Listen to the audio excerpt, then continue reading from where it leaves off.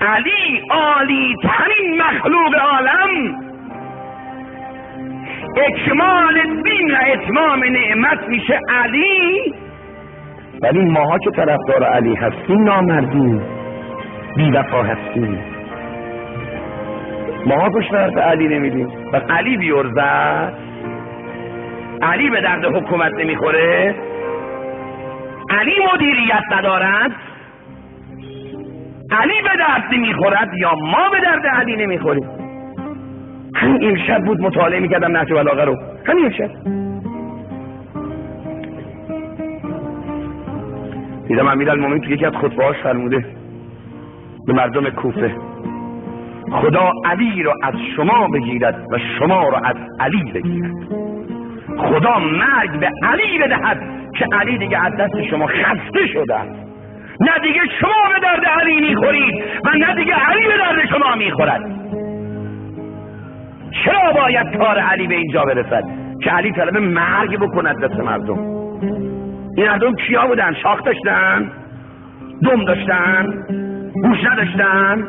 کر بودن؟ کور بودن؟ نخیر، مثل من و شما سالم بودن. اتفاقا گوشم داشتن، خوبم میشنیدن، خوبم میدیدن، ولی اهل عمل نبودن. مشکل مردم کوفی این نبود که قدشون 3 متر بود حالا 2 متر شده، یا قدشون 2 متر بود حالا 1.5 متر شده. قد 2 متری که باعث حساب نیست. مردم کوفی ها به خاطر چی؟ علی کارش به اینجا میرسه که بگه خدا مرگ به علی بده. یه خسته شده علی از دست شما، شما هم از دست علی خسته شدید. چرا؟ چون مردم پذیرای حرف علی نیستن. مردم نمیخوان عمل کنن. امروزم چرا امام زمان نمی آید؟ چون ما نمیخوایم مهدی بر ما حکومت کند. ما نمیخوایم. ما دروغ میگیم که خواهان حکومت مهدی هستیم. از عروسی هامون پیداست،